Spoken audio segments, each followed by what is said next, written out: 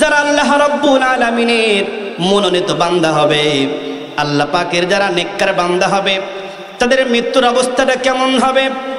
আল্লাহ রাব্বুল আলামিন সূরাতুন নাহলের 32 নম্বর আয়াতের ভিতরে জানা দিচ্ছেন, বান্দারা শোনো, আল্লাযীনা তাতাওয়াফাহুমুল মালাইকাতু তাইয়্যিবিনা ইয়াকুলুনা সালামুন আলাইকুম উদখুলুল জান্নাতা বিমা কুনতুম তা'মালুন। আল্লাহু আকবার বলেন।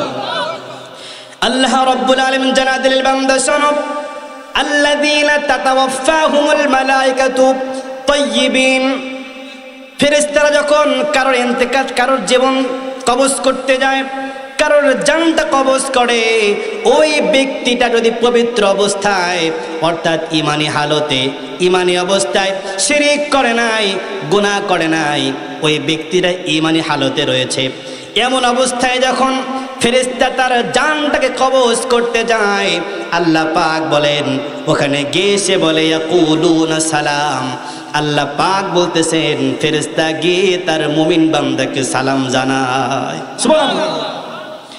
এরপরে তারা বলে উদখুলুল জান্নাতা বিমা কুনতুম তা'মালুন, ডাক দিয়ে বলে দুনিয়ার ভিতরে তোমরা যে ভালো ভালো কাজ করতা, সেই কাজের প্রতিদান স্বরূপ তোমরা জান্নাতের ভিতরে প্রবেশ করো।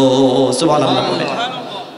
আপনি ইন্তেকাল করবেন, আপনি যদি আল্লাহর মুমিন বান্দা হন, ওই মৃত্যুর সময়ে যদি আল্লাহর ফেরেশতা এসে ডাক দিয়ে বলে সালাম, তোমার উপরে আল্লাহর শান্তি বর্ষিত হোক। আর যদি ডাক দিয়ে বলে দুনিয়ার ভিতরে কত অত্যাচার সহ্য করেছো, কত জুলুম সহ্য করেছো, সমস্ত জুলুম সহ্য করে তুমি ইমানের উপরে টিকেছিলে বান্দা, অতএব তুমি যে ভালো কাজ করেছিলা, ওই ভালো কাজের বিনিময়ে তুমি জান্নাতের মধ্যে প্রবেশ করো। এমন কথা যদি ফেরেশতা এসে আল্লাহর বান্দাকে বলে, তার কি মৃত্যুর মুখে পতিত হতে ভয় লাগবে? আরো জোরে বলেন, কোশ্চিন কালেও ভয় লাগবে না, কারণ সে তো জানতেছে আমি ইন্তেকাল করবো, ইন্তেকাল করার পরে আমার জন্য জান্নাত রেডি, ঠিক কিনা বল?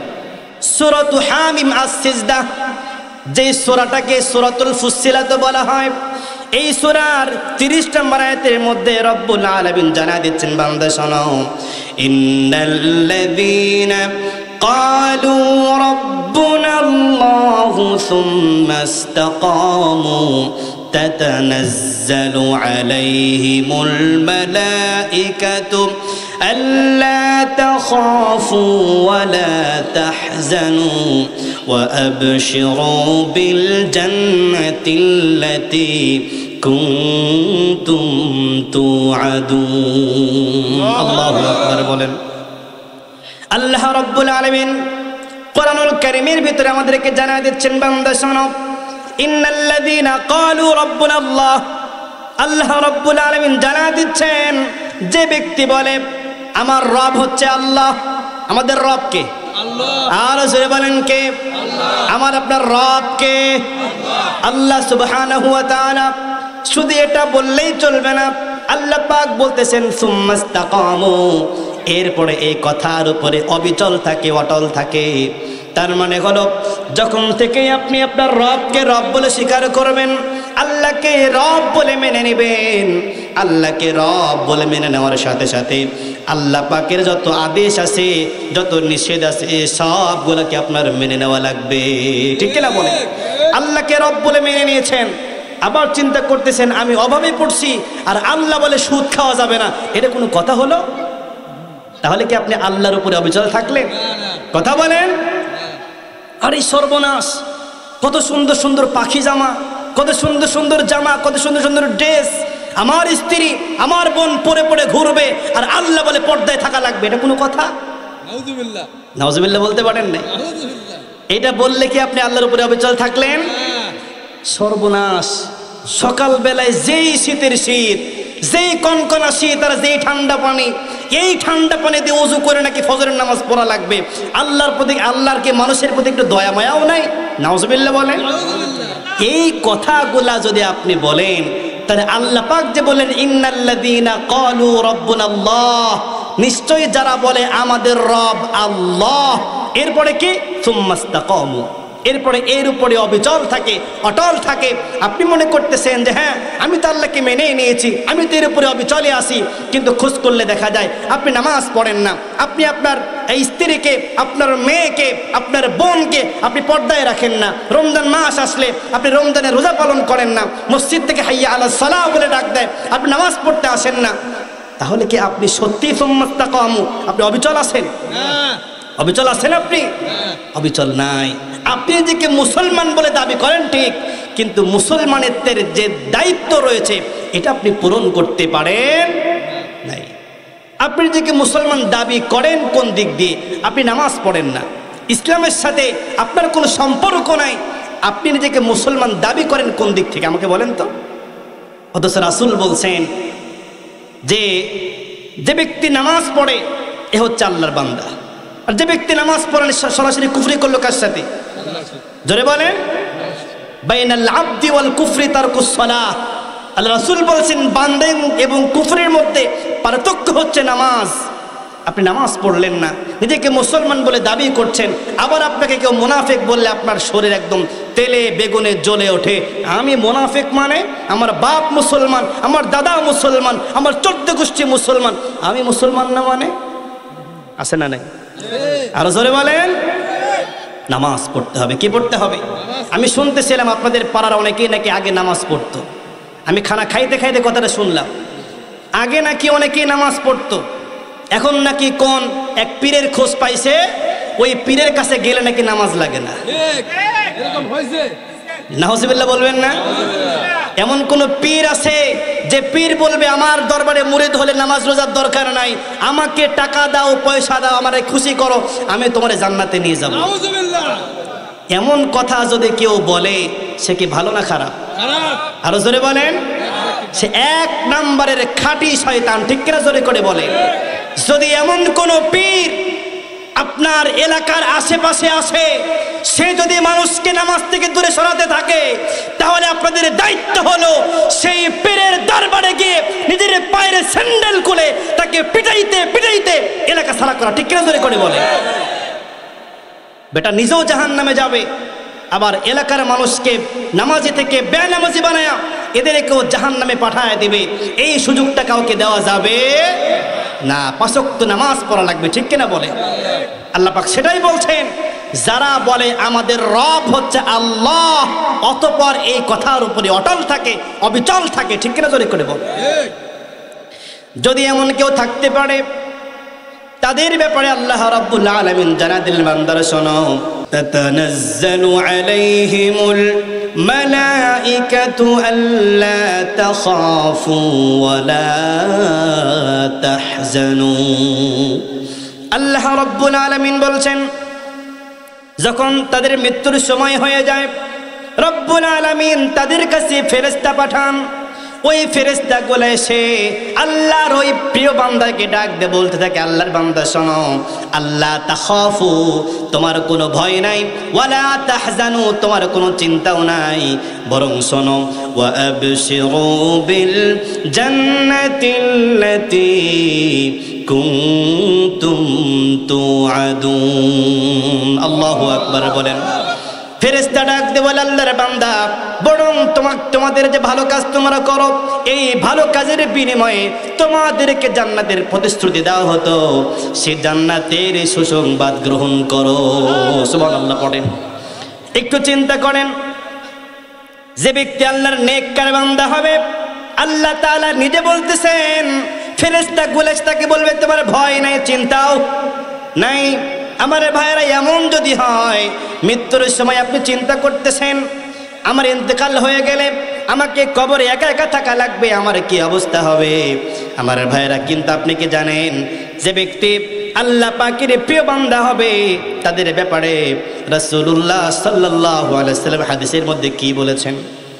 বিশ্বনবী মুহাম্মদ সাল্লাল্লাহু আলাইহি ওয়াসাল্লাম হাদিসের মধ্যে যা বলেছেন তার ব্যাপারে বর্ণনা করেছেন বারআ ইবনে আযিব রাদিয়াল্লাহু তাআলা আনহু। তিনি বর্ণনা করেন, রাসূলুল্লাহ সাল্লাল্লাহু আলাইহি সাল্লাম বলেছেন, যখন কোনো ঈমানদার ব্যক্তির মৃত্যুর সময়টা হয়ে যায়, তখন আসমান থেকে চাঁদের মতো সুন্দর ঝলঝলে চেহারা নিয়ে বেশ কিছু ফেরেশতা নেমে আসেন। ওই ফেরেশতাগুলো পৃথিবীতে যখন আসেন তখন তাদের সাথে জান্নাতি আতর থাকে এবং তাদের সাথে করে তারা জান্নাতের সুগন্ধময় কাফনের কাপড় নিয়ে আসে। সুবহানাল্লাহ পড়ে। পৃথিবীতে আসার পরে আল্লাহর রাসূল বলেন ওই নেককার বান্দাটার দৃষ্টি যত দূর পর্যন্ত যায় ওই দৃষ্টি সীমানা পর্যন্ত আল্লাহ রাব্বুল আলামিন ফেরেশতাদেরকে বসায়া দেন। আমার ভাইরা, তারা আহলান সাহলান জানাতে থাকে। ওই মুহূর্তে হযরতে মালাকুল মউতের আগমন ঘটে। মালাকুল মউত সরাসরি এসে সে ওই নিষ্পাপ বান্দার কাছে এসে বসে যায়। আল্লাহ তাআলার ওই খাস বান্দার কাছে এসে বসে যায়। খাস বান্দার সামনে এসে ডাক দিয়ে বলতে থাকে, আল্লাহর বান্দা, তুমি আল্লাহর সন্তুষ্টির দিকে তোমার দেহ থেকে বের হয়ে আসো। সুবহানাল্লাহ পড়ে।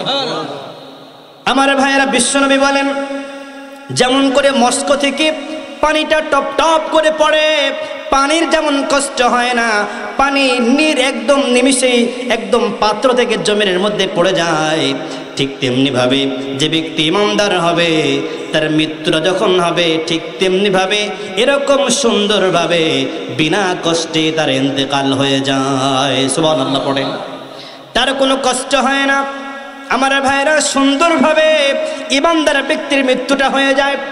মৃত্যু হওয়ার পর তার যে রূহ, এই রূহটা জান্নাত থেকে যে কাপড়টা নিয়ে আসা হয়েছিল ওই সুগন্ধযুক্ত কাপড়ের ভিতরে সেটাকে পেঁচানো হয়।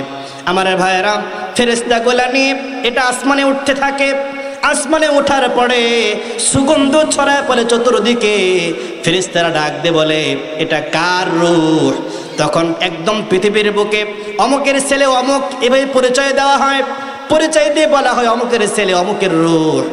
আমার ভাইয়েরা, তখন সমস্ত ফেরেশতারা তার জন্য দোয়া করতে থাকে। সুবহানাল্লাহ পড়ে। এরপরে আসমানের দরজা খুলে দেওয়া হয়। একটা একটা করে সপ্তম আসমান পর্যন্ত তাকে নিয়ে যাওয়া হয়। আমার ভাইয়েরা, এরপরে ইল্লিয়িন নামক একটি জায়গার ভিতরে আল্লাহ পাক নেককার বান্দাদের রূহটাকে সেখানে রেখে দেন। সুবহানাল্লাহ। আমার ভাইয়েরা, তার কোনো কষ্ট হয় না। আল্লাহ রাব্বুল আলামিন এদের ব্যাপারে বলেছেন, যখন এই নেককার বান্দাদের ইন্তেকালের সময় হয়ে যায় তখন কি হয় জানো? রব্বুল আলামিন বলেন, তখন ফেরেশতাগুলা তাদের কাছে আসেন। আল্লাহ পাক কথাটা কোরআনেও তুলে ধরেছেন। আল্লাহ রাব্বুল আলামিন বলেন, ইয়া আইয়াতুহান নাফসুল মুতমাইন্নাহ ইরজিই ইলা রাব্বিকি রাদিয়াতাম মারদিয়া ফাদখুলি ফি ইবাদি ওয়াদখুলি জান্নাতি। আল্লাহু আকবার বলেন। আল্লাহ রাব্বুল আলামিন বলছেন, ফেরেশতারা তাদের সামনে আসার পরে বলতে থাকে, ইয়া আইয়াতুহান নাফসুল মুতমাইন্নাহ, হে পবিত্র আত্মা, হে প্রশান্ত আত্মা, ইরজিই ইলা রাব্বিকি রাদিয়াতাম মারদিয়া, তুমি তোমার রবের দিকে বের হয়ে আসো সন্তুষ্ট হয়ে এবং সন্তুষ্ট ভাজন হয়ে। সুবহানাল্লাহ পড়ে। সন্তুষ্ট ও সন্তোষ ভাজন হয়ে তোমার রবের দিকে ফিরে আসো। ফিরে এসে কি করো? ফাদখুলি ফি ইবাদি, আমার মনোনীত বান্দার অন্তর্ভুক্ত হয়ে যাও। আমার বান্দার অন্তর্ভুক্ত হয়ে যাও তার মানে হলো, মুফাসসিরিনে কেরামরা বলেন, আগে যে পূর্বে যে সমস্ত নেককার বান্দাগুলা ইন্তেকাল করেছে তাদেরকে যে তাদের রূহটাকে যে ইল্লিয়িনের মধ্যে রাখা হয়েছে, আল্লাহ পাক সেই দিকে ইঙ্গিত করেছেন যে তুমিও তাদের দলে অন্তর্ভুক্ত হয়ে যাও। এরপরে কি করো? ওয়াদখুলি জান্নাতি, আর আমার জান্নাতের মধ্যে প্রবেশ করো। সুবহানাল্লাহ। আমার ভাইয়েরা, এমনকি হাদিসে এটাও এসেছে, যখন কোনো বান্দার ইন্তেকাল হবে সে যদি নেককার হয়, তার মৃত্যুর আগ মুহূর্তে সে একজন ফেরেশতা এরকম চিল্লায়া চিল্লায়া বলতে থাকে, আল্লাহর বান্দা, তোমার কোনো ভয় নাই, তোমার কোনো চিন্তা নাই, আল্লাহ পাক তোমার অপেক্ষায় আছেন। আমার ভাইয়েরা, তখন সে আর কষ্ট পায় না, সে নিজেও আল্লাহর কাছে যাইতে আগ্রহী হয়। এমনকি আল্লাহ পাকও তার বান্দার অপেক্ষায় আগ্রহ নিয়ে বসে থাকে। সুবহানাল্লাহ। তার মানে যে ব্যক্তি ঈমানদার হয় সে ইন্তেকালের সময় ভয় পায় না, কারণ চতুর্দিক থেকে ফেরেশতা এসে তাকে শুধু জান্নাতের সুসংবাদ দিতে থাকে। সুবহানাল্লাহ পড়ে। যদি আপনার ইন্তেকালের সময় ফেরেশতারা যদি চতুর্পাশ দিয়ে এসে দেখেন যে আপনাকে ঘেরাও করে রাখছে, আপনাকে বারবার বলা হচ্ছে আল্লাহর বান্দা ভয় নাই, চিন্তা নাই, কিসের ভয় করতেছো, চলে আসো, তোমার রবের সন্তুষ্টির দিকে চলে আসো, তুমি আসবা তো জান্নাত। সুবহানাল্লাহ। তার কি আর ভয় থাকতে পারে? আর রাসূল বলেন ভয় থাকতে পারে, ভয় কিন্তু তার থাকতে পারে না, কারণ সে জানে আমি ইন্তেকাল করব, ইন্তেকাল করলে আমার সাথীর অভাব নাই। সুবহানাল্লাহ। তার চিন্তাও নাই, ভয়ও নাই, সে একদম আনন্দ চিত্তে তার দেহ থেকে হাসতে হাসতে বের হয়ে আসবে। সুবহানাল্লাহ।